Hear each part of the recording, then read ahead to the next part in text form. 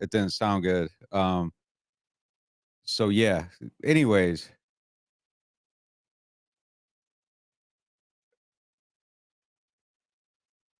yeah. Anyways, man. So look, I mean, I think there's some things that it's kind of difficult to reconcile it with, where the Saints are at with where they're going. So it's tough to see last week 37 yards, and then this week, they're kind of blowing it out of the water. So it looked a lot better today, and last week it didn't. So look, I've just been jaded by them a little bit over the last couple of years, where every time that I buy into something bad happens the next week. So it's you see a good game today, and then you're looking at the game coming up, Thursday night, and it's just like I want to see a little bit more at this point. I can't just buy into it every single time that we see something good, because with the next thing behind it has always been something bad. So it's just been tough to kind of get behind that a little bit. So that's where it's kind of been at for me. And I just need to see a little bit more, but I do think things are trending potentially in a slightly better direction.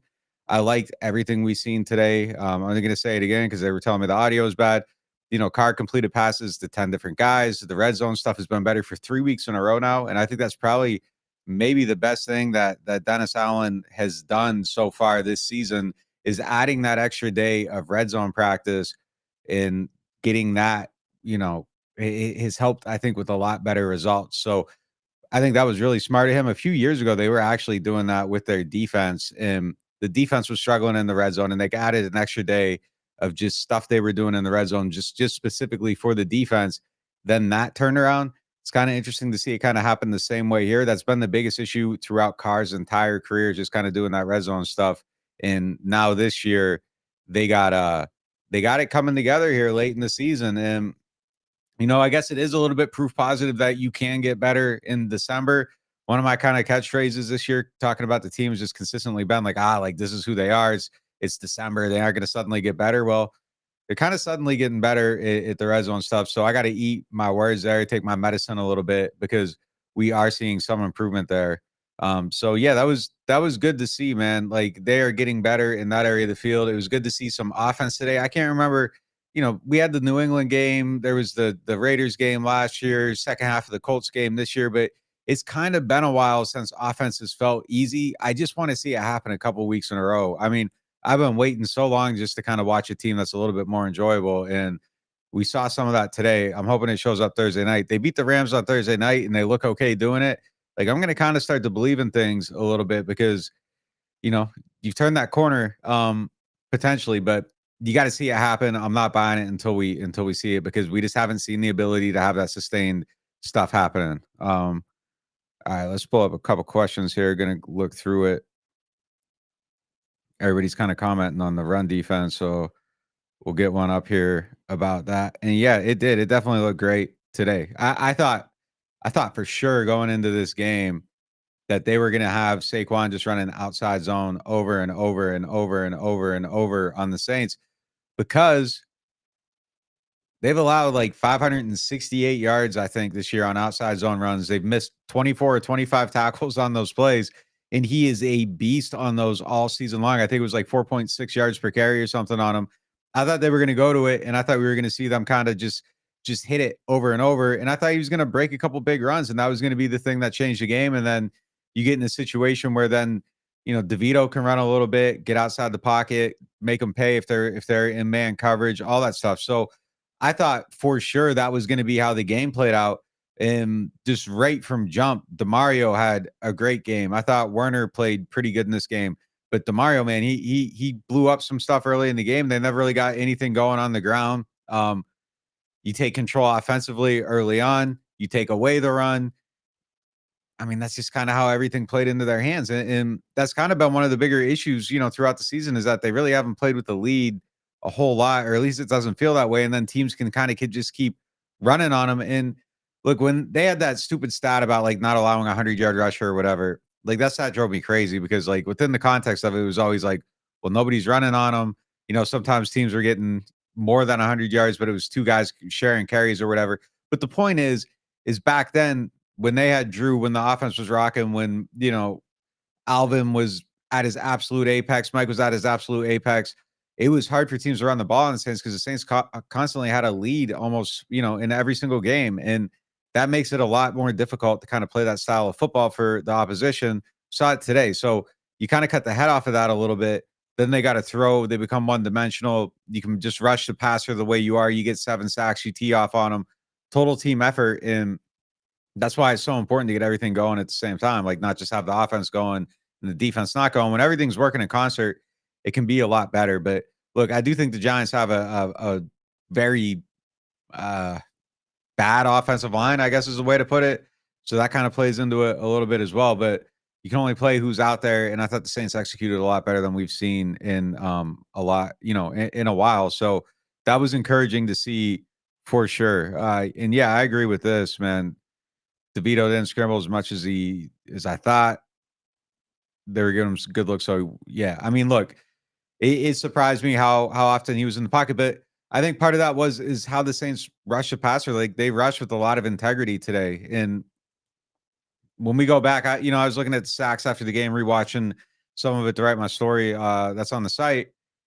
And one of the things I thought they did is they didn't rush too wide. They were able to attack, but it wasn't undisciplined attack. And that's how you have issues. Is kind of when somebody gets too wide, it kind of opens up, that hole a little bit where someone can then sneak out and you're screwed because you got someone rushing without the proper integrity. And I thought they did a good job of making sure that everything was tight, that it was together the way it was supposed to be together. And I thought that was a big key in kind of keeping him in the pocket a little bit. But man, the way they were rushing today, it was really good to see. It was really good to see. We haven't seen good pass rush all season long. They got away from a lot of that 3-man front, rush with more four.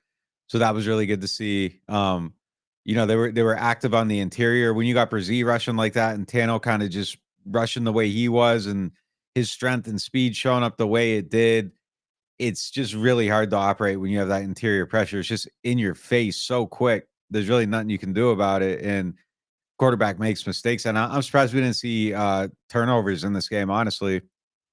But seeing that pass rush get going was really a really encouraging thing. And it's been a while, man. So that's been missing. Good offense has been missing. Kind of seeing everything work the way it's supposed to work. It was a good game to watch, man. It was really good. It was the best, I think. I keep going back to that Patriots game, but the Patriots are really bad. Giants aren't really a good team either. They kind of got hot, and I think it kind of skews what they were. Just having this little winning streak they were on coming into this, but overall, for sure, I thought it was a really strong performance, and yeah, that pass rush, man, it was good to see it.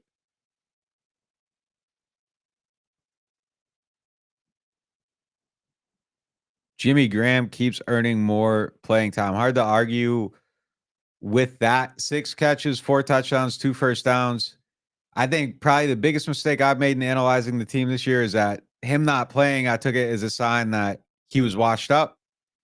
And I think Jimmy's a little washed. Like there's a little bit there that I think, he's not running. You don't want him running a 18-yard route down the seam where you're targeting him and expecting him to make a play down the field and he's gonna get the ball in the open field and he's gonna run by people.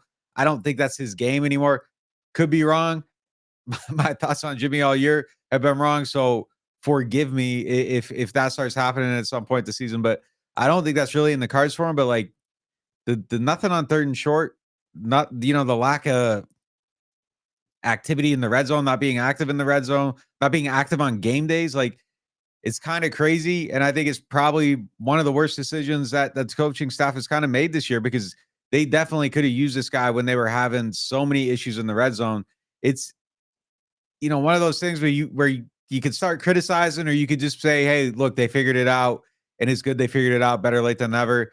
I guess that's all in the eye of the beholder. If you're fed up with the team, it's going to be the first option. If you're looking at it like, "Hey, man, maybe they get rolling, then they can make the playoffs," you're going to probably look at it like, "Hey, I'm glad they just kind of figured it out." Regardless, football's more fun when Jimmy's making plays. That was like the whole thing when they signed him. Like it was just a fun, cool storyline. I'm glad to see him out there. I'm glad to see him making plays. He should have had more, but whatever. He's making plays now, and it's helping him win games. So better late than never.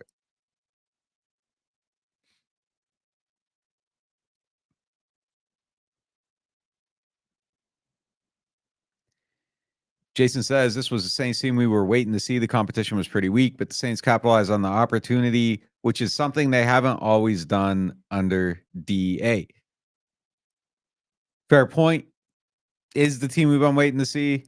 Haven't always capitalized on the opportunities.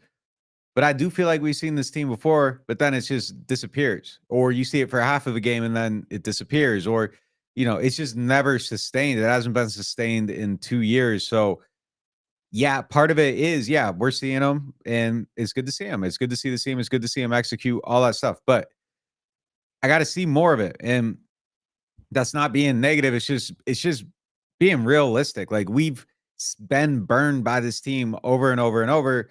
Coming into the season, burned by them, thinking they were going to be something. Coming out of the Patriots game, thinking they figured it out. I go back to that Raiders game last year a lot. It kind of felt like, okay, they figured it out. But I do think that Pete Carmichael is starting to figure things out a little bit. One of the things I think Pete's best trait, and there's a lot of things to criticize him for, and you know, his best trait though, I think, is his lack of ego and his willingness to just kind of do things differently. He's not married to anything. He doesn't think he has everything figured out. If something isn't working, he'll go back and try to figure out how to fix it. I don't think that this has been fixed adequately yet, but I do think that some things have gotten fixed. Like, the play action this week, it was their highest percentage of the season. Last week, it was their highest percentage of the season. The week before that, it was their highest percentage of the season. So they're using more and more and more, which is good because, as we pointed out, we do it on the show every week. There's a play, we break it down. I like to find one with play action. And almost every single time, like, you see how it gets guys to bite, how the motion gets people to move when you use motion on top of it, and just how you can kind of make things a little bit easier for your quarterback by making the opposition declare what they're doing a little bit. But look, if you want to run the ball, like, you should be using play action. It gets people to bite down a little bit and you can go down the field. So early downs, they were using more play action than they ever have all season long. So that's a good thing to see. The motion numbers are up, all that stuff. So they're doing different things. They're incorporating new things. They're figuring out ways to use guys that best accentuates their talents. They got more out of Chris Olave as the season went along. I think they kind of failed Mike a little bit by not getting him as involved as he should have been with the slants and the crossers, but the slants and crossers are starting to come into the offense now later in the season, and the timing on them has started to get a little bit better. So there is an awareness of the things they don't know how to do or they aren't doing well, and there is progress towards fixing those things. Is that enough to save someone's job or anything? I don't know. Like, I think I would need to see a lot more before I felt comfortable saying something like that, but they have gotten better at it, so that's good. But again, we got to see it carry on. We got to see it happen against the Rams team on Thursday night, and then they got to finish the season strong. So there needs to be a lot of work done. But if you went out and your offense is trending up and your red zone offense is working and you win 10 games, I don't know, man. Like, this is just kind of the same thing they did last year, where it was kind of like a drag the whole year, and then they figured it out late. And it was like, okay, well, they started to figure things out. This is again why I'm not going to be fooled by anything, because we were fooled by it last year. So I got to see momentum, sustain progress. But yeah, today, Saints team we've been waiting to see, but the team I've been waiting to see is a team that can do this multiple times in a row. Still have not seen that yet. Is Yiadom the real deal? Big question. These are the big questions, man. Is he the real deal? I think he's playing great right now. Let me pull up his numbers real quick. He is playing great right now. He is playing great football right now. I don't want to take anything away from this man. He has surprised me. I think he's playing at a really, really high level. We've seen him just on the field like a lot. He's played in a lot of games this year. How many coverage snaps? 233 coverage snaps this year. So, I mean, if he was faking it and just kind of getting by, I think he would have got exposed by now. And that hasn't happened. I think there was one game maybe where let me look at my numbers here. No, I was about to lie on this man. He has not allowed more than 32 yards in a game this season, which is crazy. That is crazy. He's been targeted 34 times, 14 receptions, 144 yards overall, 2 touchdowns, 11 forced incompletions, 1 interception.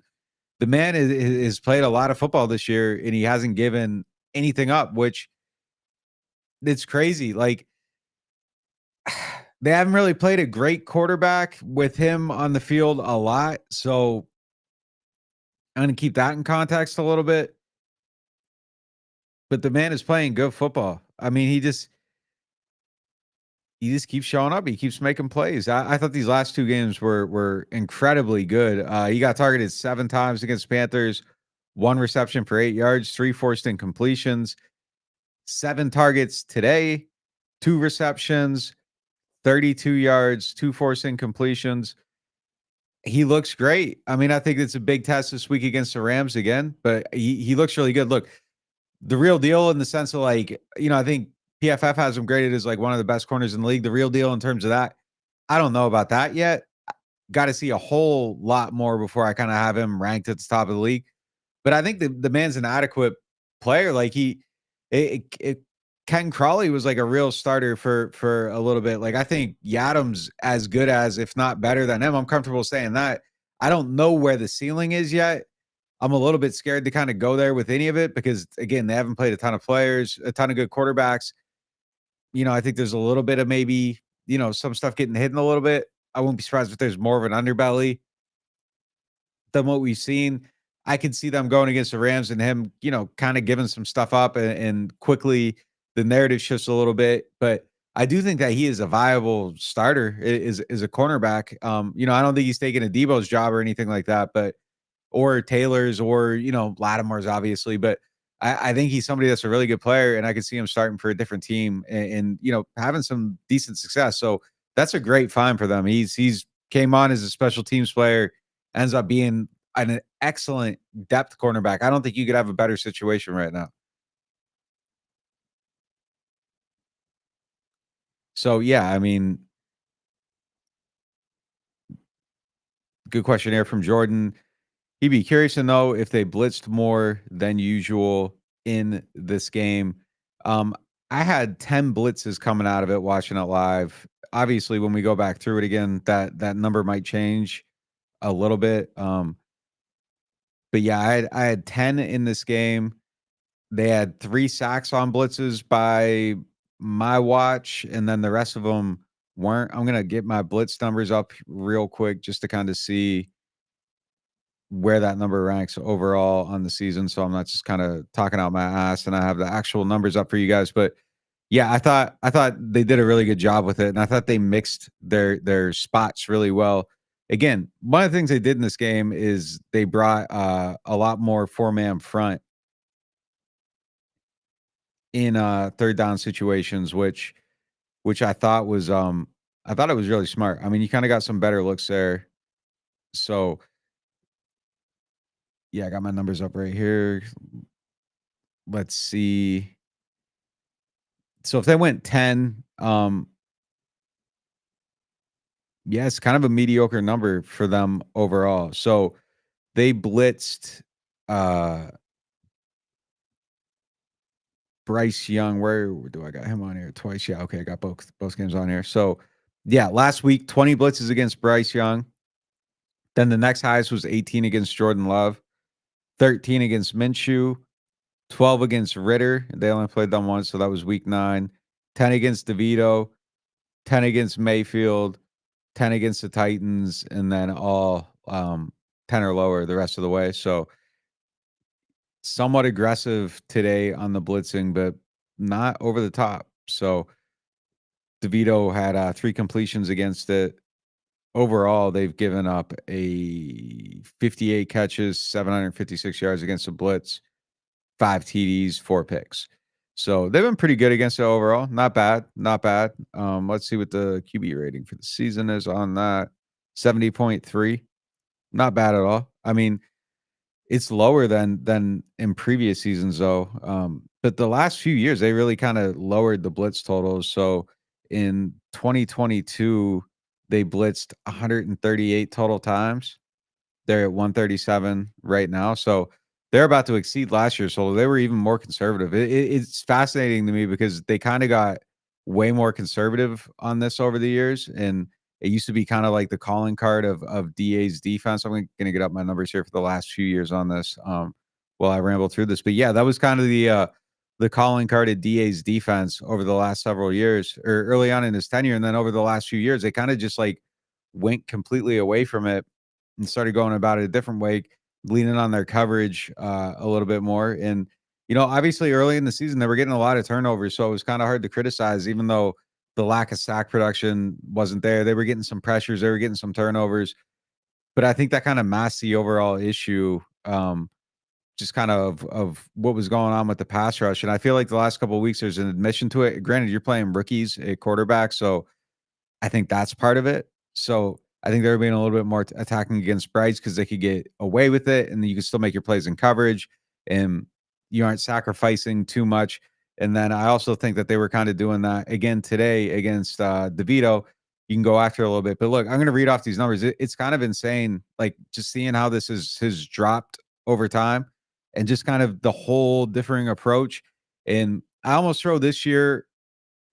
I don't want to say that, but setting this year aside, like it was warranted to drop this. Like I thought their defense performed. It was at the top of the league every single year, and they kind of had this whole shift in identity. And then this year, I feel like it just hasn't quite had the consistency and hasn't quite worked on defense the way they wanted. But until this year, like it made total sense. Like to start out one way, and then all of a sudden you look up and you're like, man, they're playing defense completely different now.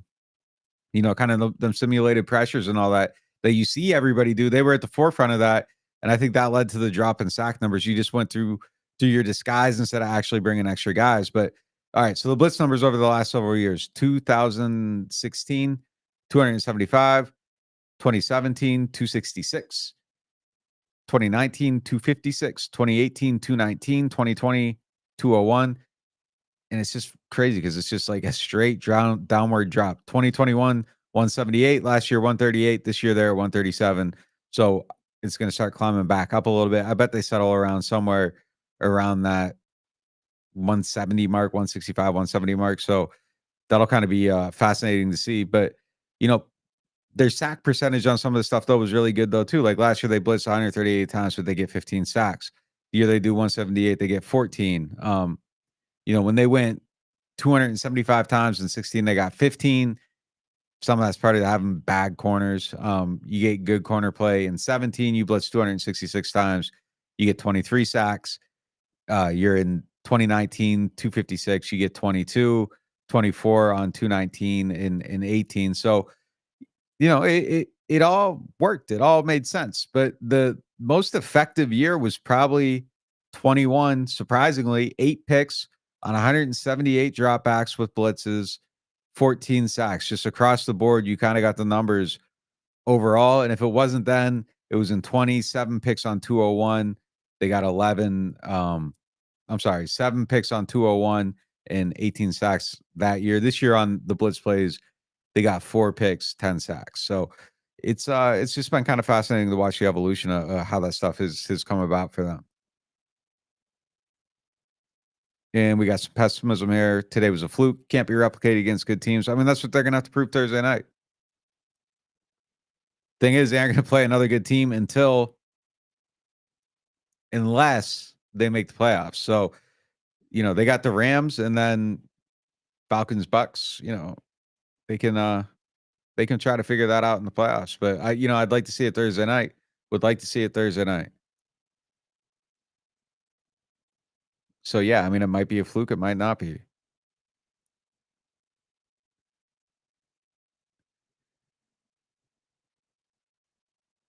Overall grade for the season. Look, it's weird because they have a chance to end it up at 10 wins, and I predicted 10 wins. And if they hit 10 wins, they've met the expectations. But the fashion in which, and I don't think they're going to win out. I don't think they're going to win out. I mean, winning 5 in a row, I don't see it happening. But they get to 10 wins, they're meeting expectations. But right now, it feels like they're so far below expectation, which might be unfair. Like I would give it like a D. Like I think the season's just a D overall, and it has room to improve way up. You went out, you make the playoffs. I'm bringing that thing way up, probably a B or so. Like even though that has met expectations, I don't think it's visually met the expectations that I had for them, which is kind of an arbitrary fake thing, of course, but that's just kind of where I view the season right now. So I would say a D right now. But again, you win some games. It's just funny how quickly things change, how the narrative changes, how view changes, all that stuff. You win a few games, and all of a sudden, all this stuff about like where they're at, how it feels, how it looks, all that. It's just right back to where it was supposed to be. And the feeling today at 10 o'clock at night is a lot different than the feeling it was at 10 o'clock this morning. It felt like there's no way they're going to be able to beat the Giants. They're going to be down these players. They can't overcome the loss of Ramczyk. They can't overcome the loss of Olave. It's, it's all bad. And then they win this game and it's like, damn, might have a chance to make the playoffs and, potentially change the narrative. So we're going to see. But yeah, right now, I think if you ask me to grade it out, I think I would have to sit at a D probably. But again, with room for lots of improvement on that grade. So, my door's open on all of it. My door's open to see Carr play better and change my whole opinion on that. Like I just change with the information. I mean, that's just all you really can do. We aren't married to any takes over here, but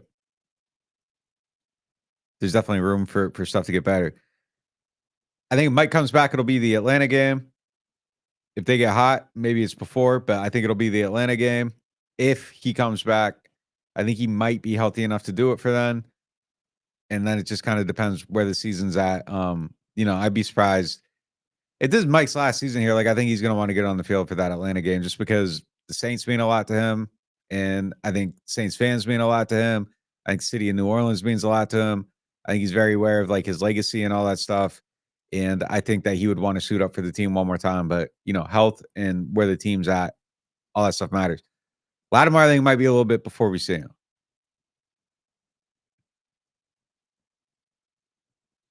Demario played like his job was on the line today. I thought Demario had an incredible game. I think it was one of the better games that we've seen from him. I was just saying this on our show after the game. It's a shame because the way his career started so slow, I think it kind of takes away from what is a Hall of Fame level second half to his career. This is one of the best linebackers in NFL history. Like I'm comfortable saying that. There's no doubt about it. One of the best linebackers in NFL history since he got with the Saints, but he just didn't have that first act. And it's kind of stupid, but I think that's going to be the thing that keeps him from getting the recognition he deserves because it just took him a little while to get the cachet that he needed to have the accolades, to have the conversations around him. And it's just because he started out slow with the Jets, but he has had an incredible career. Hall of Fame player, one of the best to ever do it. More people should appreciate him. More people should celebrate him, and he should be talked about in that regard. And he just isn't. And it's crazy to me because he is that good. Today was just an unbelievable performance. Coverage, rushing the passer, playing the run, all this stuff. Like he did everything across the board. Absolutely blown away by how he played. The energy that he brought to the table today, I thought was a huge thing too. Just kind of set the tone early on. Make some plays in the backfield on Saquon, gets that sack. I think he just kind of got everything rolling for them today, and that got everything going. And it's just again, it's a shame that people don't talk about him the way that he should be talked about. But absolutely unbelievable game today. Just across the board, man. He played great. I thought Demario played great. Thought Saunders had a great game. Yiadom, Debo, Granderson was good. Saw some decent stuff from Zach Bond. Couple plays in the pass rush, couple plays in the run defense. Thought he looked okay there. I thought Cam played good against the run, just didn't really do much against the pass, was very limited. A lot of guys played good today, man. A lot of guys played good today. Offensively, got some good stuff too. So the O line I thought was absolutely incredible. Jimmy had a good game. Carr's best game. McCoy played great. Shaheed played great. I thought they did a lot of good stuff. Landon Young was arguably, if there weren't so many guys playing great today, I think Landon Young might have been the player of the game. Didn't give up a single pressure. I don't know that I saw Jamal Williams give up one. I don't know that anybody else gave up a pressure in this game in the pass rush. Kind of crazy. AK gave up one too. But yeah, man, they played really good. They played really good. A lot of guys.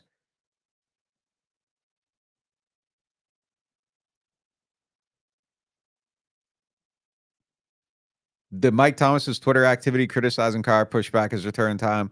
Not at all. Not at all. Not at all. I don't even think that was a huge issue. Not at all. I mean, he got off Twitter and that was it. Kind of moved on and that was the end of that story. I don't think it was a huge thing.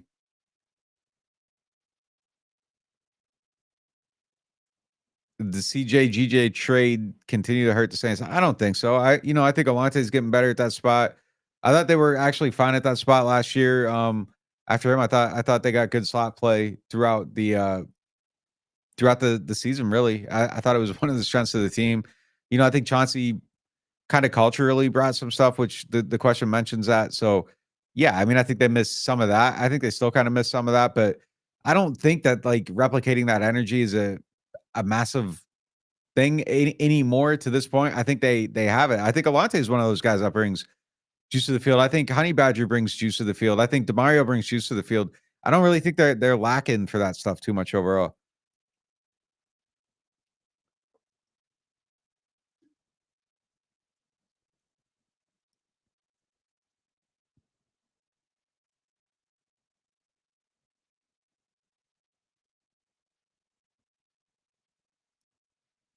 Yeah, I agree. That play to Jawan, the touchdown, it was a great play. Great design on that play. I thought it was excellent. He was open the whole way. Got him up the seam. Need to see more of that. I think that's where he should have been. For sure.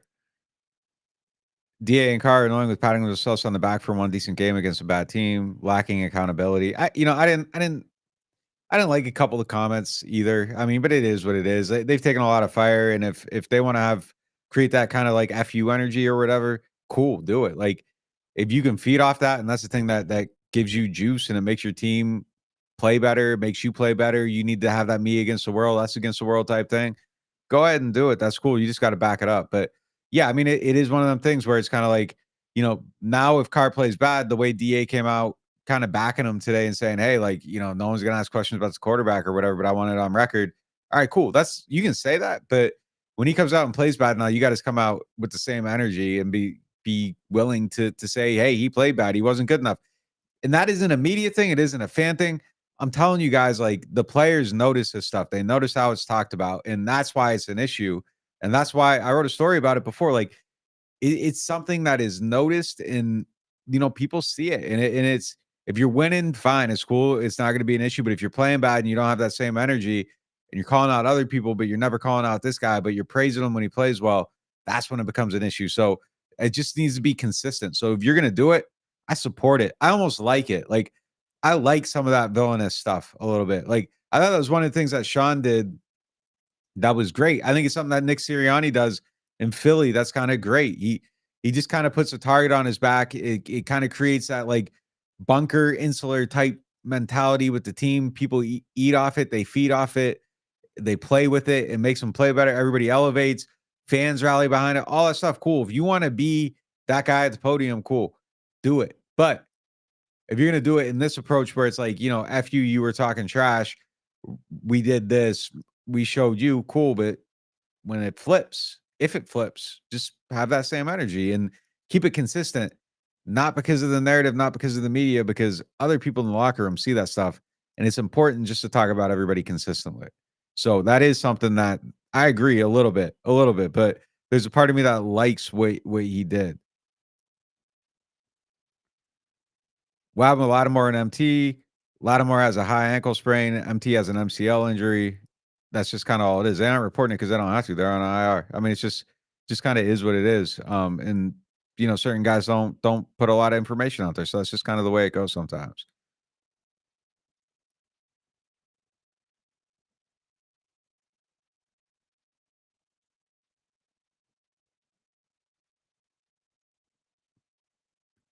As your boy Devin says, HTM, I'm not in the car. They need consistency, and it hasn't been there.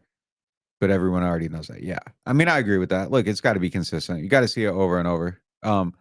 Look, I think Carr's one of them guys where if everything's good around him, things are good. And if you're protecting him like you were today, and he can throw the ball, 1-2 pressures the whole entire game, it's going to look like this. It's when things get messy. And that was the line we threw out.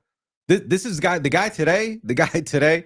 This is the dude we saw in training camp because It wasn't ever messy. There was never anyone rushing him. It wasn't real. There wasn't pressure. There wasn't everything was clean, working from a pocket, no pass rush. Everything was perfect. This is the guy we saw. When you were reading training camp reports, watching shows, people were hyping these people up. This is the Derek Carr we saw the whole entire summer. It was exactly this guy. And then live bullets fly, things kind of fall apart a little bit. And that was the thing that I said the whole entire summer. He looks great now. Of course, he's going to look great. It would be concerning if he didn't. We'll get the real evaluation when bullets start to fly. Bullets started to fly. Things kind of looked a lot different. But this guy right here today, this is the dude that we saw all summer. And look, if you can keep it clean, you're going to get this. You're going to keep it this clean most weeks. So you aren't always going to get this. But if they can find a way to better protect him, and I do think, I think Carr deserves a ton of blame, more than he probably gets in some places. And I think the offensive line is kind of skirted by a little bit because so much of the ire is put on the quarterback. But I think if you can get the offensive line performing a little bit better, I think Carr can be a little bit better. But they need more players. Like I think it's a talent issue. It's a lot of stuff across the board. So they need that to be a little bit better. But yeah, I think he's very much like Kirk Cousins and all that stuff. So if you can keep stuff good for Cousins, or for Carr, rather, I think things can look a lot better.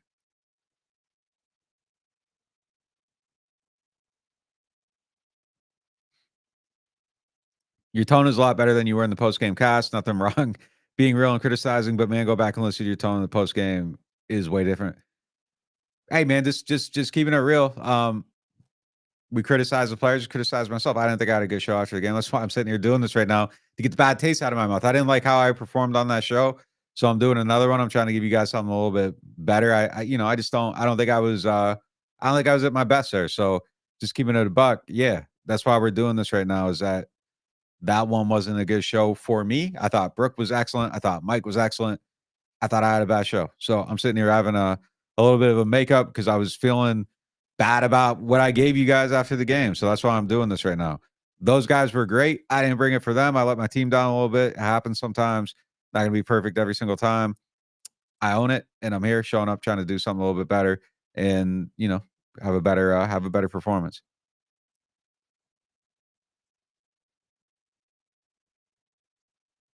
We talked about Landon Young. I thought he was outstanding.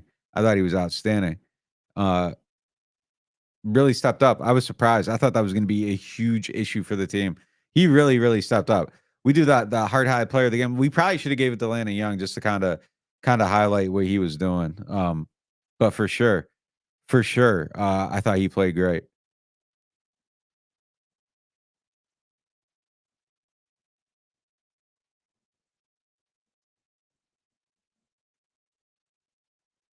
Trying to find another question here, but yeah, I thought Landon Young played excellent. Um,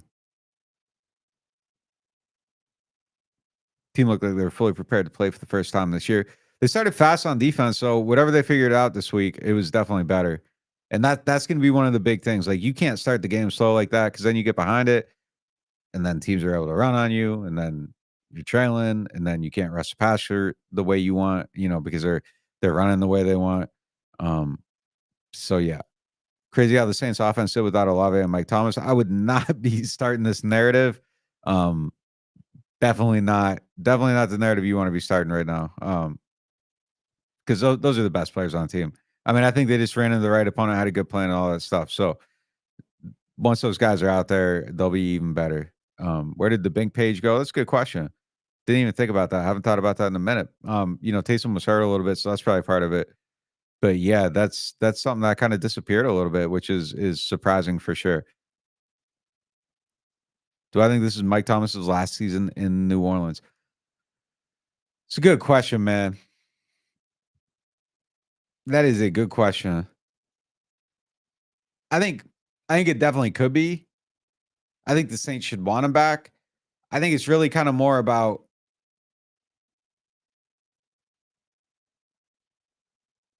I think it's more about how does Mike feel about the situation too, Like they don't do a lot of the things that I think make him great that made him one of the best receivers in the NFL history. Like there aren't a lot of slants in the offense. Like I said, they started to introduce them a little bit.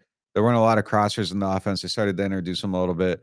But these aren't things that Derek Carr does great, and at least not within this offensive scheme. So the things that I think makes Mike great just don't really fit with what they want to do on offense with this quarterback. So I think you almost have to look at it and just wonder if there's a better fit somewhere else. And if that's the case, I don't think there's anything wrong with that. Like Mike gave this team, a lot. There were the injuries. There's nothing you can really do about it. He came back, he played. It just kind of is what it is at this point. And if I were Mike, like I would be looking at other situations for sure. Just kind of go somewhere where you can win, show everybody that you can be this same player you were before. I think he was proving it here. But I think that, his numbers could have been even better than they were here if he was in a system that kind of took better advantage of the stuff that he does and the things that make him great. So, yeah, that's where I would kind of be with it a little bit, and I'd be looking at that. So, I think he needs to look at different situations, but having interviewed Mike a lot over the years, like I think he loves New Orleans too, and I think he loves Saints fans, and he knows what football means here, and just down to wearing like the cash money t-shirts after games and, just kind of being in tune with the culture and all that stuff. Like Mike, he knows what football means to this city. He knows what it means to Saints fans. And I think he puts a lot of pride in that. I wouldn't be totally shocked if he wanted to try to finish what he started here. But I also think that there'd be a lot of sense in him trying to find another place to play football because I just think that he might fit in to somewhere else that can kind of showcase him a little bit better than he's going to be showcased here in New Orleans. But I think everything's still on the table at this point. I don't think anything's decided either way.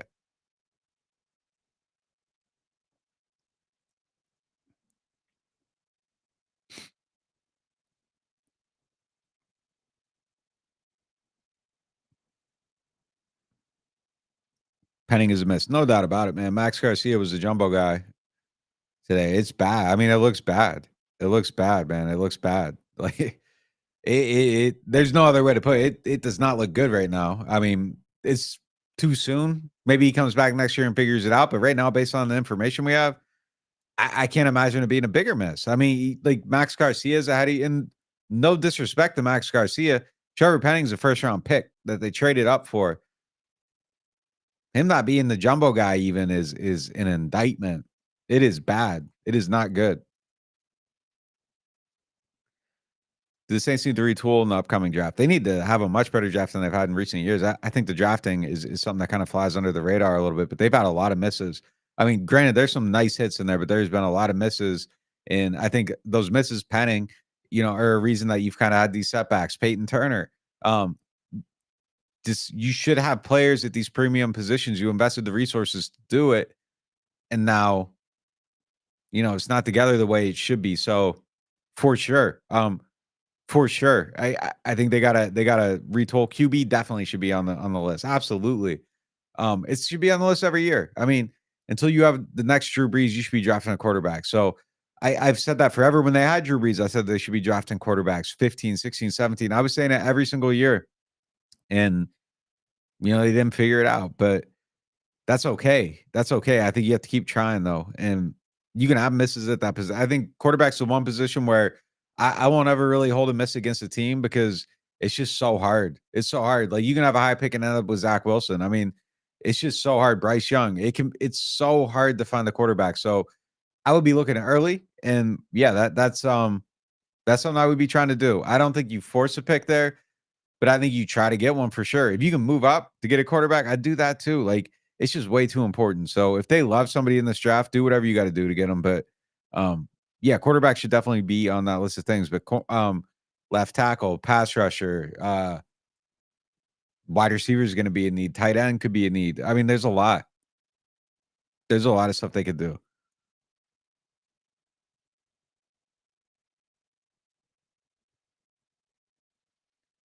But yeah, I would definitely always be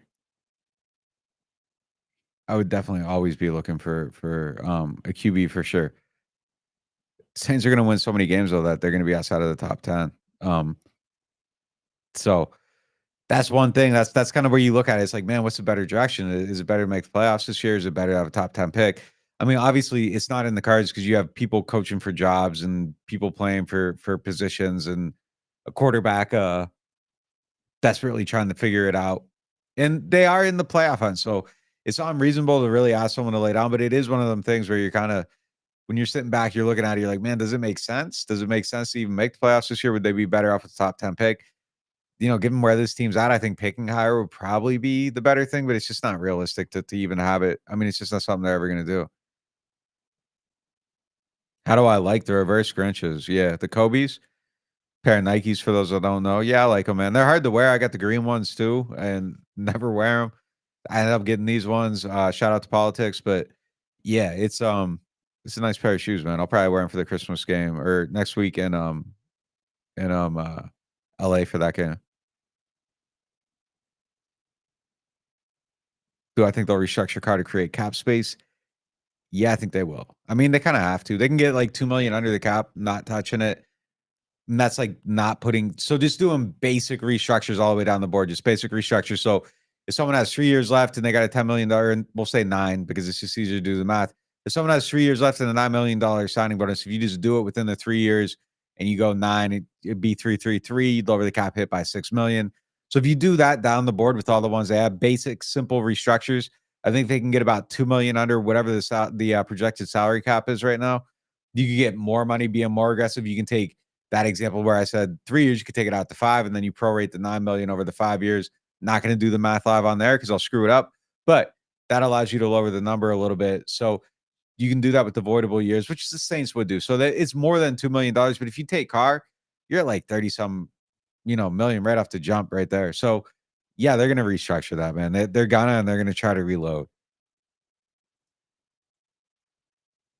Excuse me.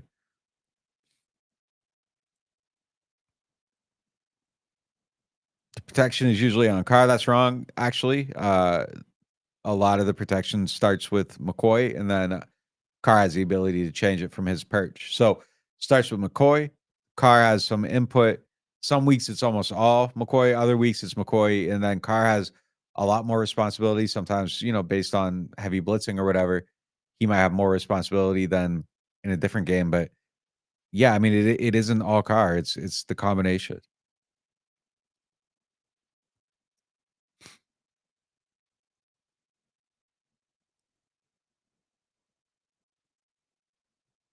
Kevin or Mike. Nah, man, I love y'all both, man. Why does the team always struggle on opening possession? It's kinda wild, isn't it? I mean, that used to be one of the calling cards of them is that they would come out and they would light it up on the opening drive. It was one of the things they did great. Like, the opening drives were fantastic, and I remember, like, a couple times Sean would hit a little blip in it, and it would be like the world was ending. Man, I miss those days, man. I miss those days, like, when everything was just cooking and these like little issues like became like, oh man, like what's going on here? And that's like looking back at it now, it's like you would kill for like the bad standard of that stuff. And it's changed a little bit. So yeah, it's just different now, man. But the opening drives have been tough for sure. I mean, it's something that again they got to figure it out. Like if you're gonna be a real team, it's crazy to be talking about this in December, but like Hope's still alive. They're in first place, tied for first place. So we're gonna talk about it that way, I guess. 500, 7-7. Excuse me, man, running out of air just talking here for an hour straight. But yeah, if they're gonna be a good team, they gotta figure out those openers. And you gotta do better at that stuff. And you gotta start passing all that. So all of it. All of it's gotta be a little bit better. Both sides of the ball, offense and defense. Will Peyton Turner make a return from IR soon? I think again, he's someone that I'm looking at more like the end of the season, the Atlanta game. There's a lot of guys I think potentially coming back for that Atlanta game. Turner could be one. So that's something to keep an eye on. Marcus May could be one. Mike Thomas could be one. I don't know when Lattimore's going to come back though. I don't know when Lattimore's going to come back. Maybe if they're rolling, maybe if they're rolling at that point, he comes back. But yeah, does Pete Carmichael script plays in the beginning? Yeah, he does for sure. He does. He just hasn't. Just hasn't been great. Hasn't been great early in the games. But yeah, he's scriptural.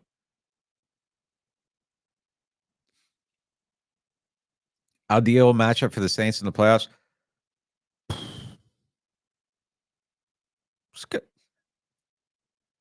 I don't know if there is an ideal one because I don't really like how they match up with either one of these, to be honest. Philly, I don't like the matchup there. I don't like I you know, I Dallas got smoked today though, so they've kinda slipped a little bit there. They had a lot of momentum coming into that. Yeah, I don't know. I'll get back to you on that. I haven't kinda dissected them teams enough to really know. MT with Patrick Mahomes, yeah, I think that would be a great combination for him too. I think he would fit in great there too. I think he would fit in excellently there.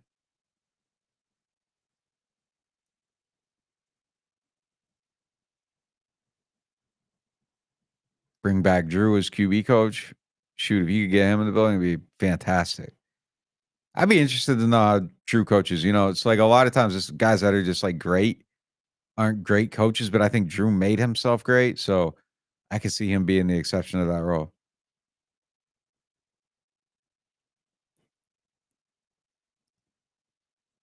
Yeah, great point. You add in Rams health with Penning and like tackle in the first round. It's almost a must. Almost a must. Because you aren't getting the starter if you don't do it in the first round either. Like you just aren't. It's just you just aren't. That might even be a free agent. Like it might be urgent enough that's a free agency thing. Man, but you got to spend so much money there.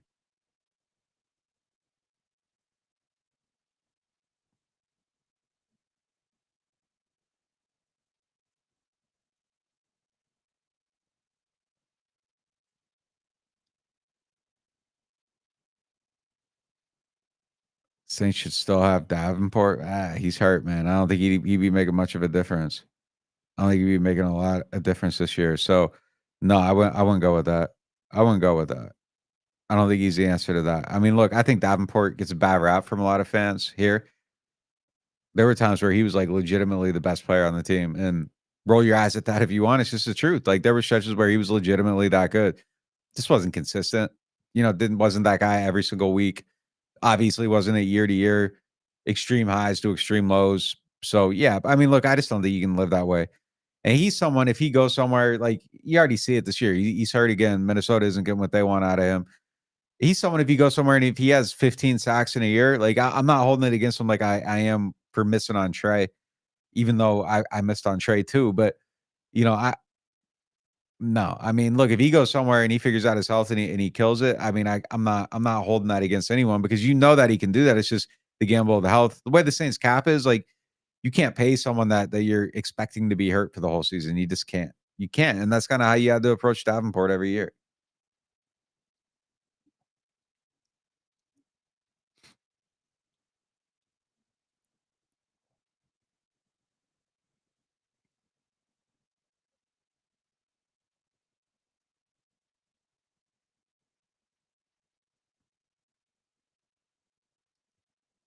Saints are 0-3 against teams over 500. That's hot, terrible the schedule is. That's how terrible the schedule is. I think that's supposed to say. Yeah. Terrible, terrible schedule for sure. I mean, look, that's when I was asked a grade before and gave a D. That's kind of why. Like they should be killing it and they aren't. They still might get the 10 wins though. So if they went out, they can get there and meet the expectation kind of everybody had from 'em. I think we all said 10 wins. Vegas was a 9.5 or something like that. So I mean, that is the expectation. So they're gonna probably get the 9 or 10 wins. So it's insane.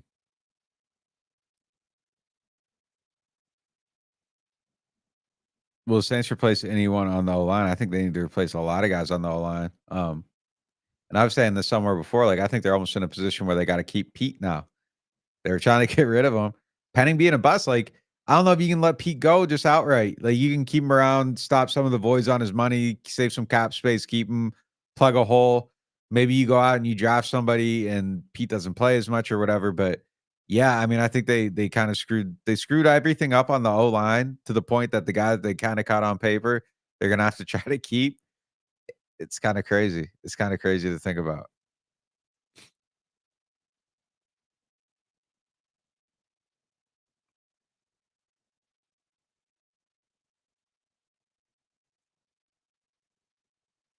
Yeah, it's kinda crazy to think about that Pete situation is hilarious kinda in its own way. Is Pete gone after the season? Draft another left tackle. Like I said, I don't know. Even if you're gonna try to draft him, you gotta sign someone to plug the hole. So I honestly do not know that they can let Pete go. Keeping Pete might be a must. I don't know. I might change that take as I evaluate it a little bit more, but as I'm sitting here right now, my first thought in my mind is like, man, I don't think that guy can go. I don't think he can leave. I do not think he can leave. So it's crazy.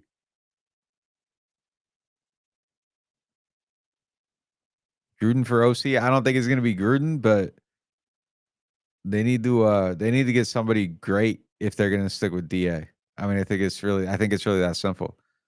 I kinda made a joke about it on the pregame show, and I said Josh McDaniels, like, "You're gonna keep the Raiders thing going?" But, like, Josh McDaniels will be a great OC.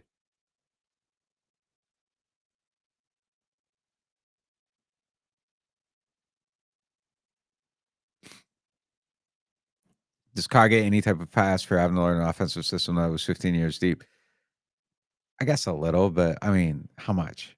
You know what I mean? Like, there's still throws that you gotta make and everything. It's part of it. I think you can, give someone a little bit of grace and say, "Hey, like, this guy had to do some stuff to figure it out and get better or whatever," but I don't think it's something that I'm giving him a full on pass for at all because I don't think he deserves it. Like straight up. Like there's just some stuff that's been messed up that I think goes beyond that. But yeah, look, if he hits the ground rolling, gets rolling here at the end of the season and everything looks like it did today, okay. We can do that. Like we can do that. We can say, hey, look, maybe we should give him a little more patience or whatever, but patience is earned and I don't think it's earned yet. So you gotta do more than that. You gotta be a little bit more consistent. Not McDaniel, someone said. Look, you can't bring McDaniels here. You can't bring McDaniels here if Carr's your quarterback though. Like that's the truth. When do they start fixing the cap with cuts? I mean, I just broke it down on the website. So if you want my cap breakdown, like, what I mean, I'm not trying to hold back on anybody, but it's detailed and explained. NewOrleans.Football /subscribe. Use the code NOF, 20% off your first payment. Got my whole rundown, the whole breakdown of the cap, every single move that they can make, how they can get under, how they can do it, all that stuff. Um, why it's probably going to be easier to add talent and get rid of talent this year. All that stuff's explained in there. Go read it and check it out.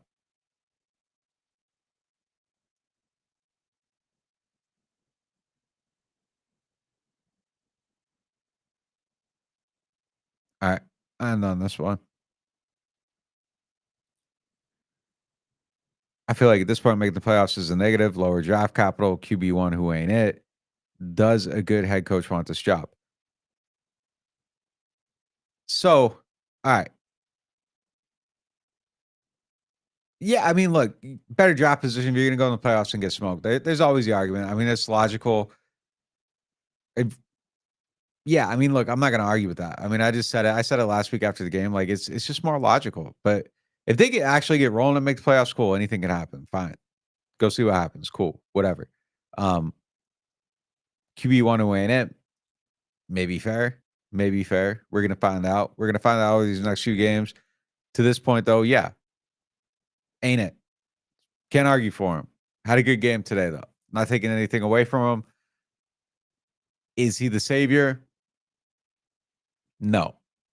So you keep looking until you have a savior type quarterback. Most people don't, but it's your eyes always have to be open. Does a good coach want this job? There's only 32 of these jobs. You're always gonna have someone that wants to take it. Always gonna have someone that wants to take it. Now, if you're Ben Johnson and you're choosing between this and the Chargers, sure, that guy might go to the Chargers, but I don't think that precludes you from getting a good coach. So I think there's selling points about the situation though, like an owner that spends a ton of money. Like money's on the option. Want more players? Cool. Restructure them. We'll pay out the payment. You want better facilities? Cool. We'll build you a new cafeteria. We'll build you a new gym. We'll do this. We'll send the whole team here to, California, West Virginia, wherever. All this stuff. So, I mean, I think there's selling points to this situation. There's drawbacks as well. I think that's every single job though, but there's only 32 of these things. No one's turning their nose up at it because, it's not the right situation or whatever. Like, yeah, someone might pick another one, but they'll have no problem getting a great head coach if they decide to, move on from DA at some point. Like they'll be able to get one of the guys they want. So I'm not worried about that. So yeah, I mean that's just kind of where they're at right now. But yeah, that's all I got. Coming up on an hour here. Voice is running out. It's getting late. Appreciate y'all. For real, love y'all guys. For real. Yeah, you see all the stuff we're doing with the website, the video stuff, the building, new office studio, all that stuff. That's y'all, man. Like, I'm just the guy that just kind of takes the investment you put into us every month by subscribing to our website and trying to build something that's worthy of the love y'all show us. So that's y'all, man. Really, truly, I appreciate the support. It means so much to me. It's tough to put it into words, but like it is a special thing, a special bond. Never take it for granted. Always just trying to make things better, trying to build our coverage and make sure you guys have more than you'd ever want. And I'm sitting here right now because I thought I was asked on our post game show, and I felt like you guys deserve better from me. So that's why we're sitting here right now. That's why we did this. But we'll definitely do more of these going forward. It's cool to kind of get back to what we used to do and what we kind of built this thing on. So appreciate y'all. Have a good night. Merry Christmas, all that stuff. And our coverage continues tomorrow. So we'll be back at it, getting ready for the Thursday night game, and we'll talk to you guys soon.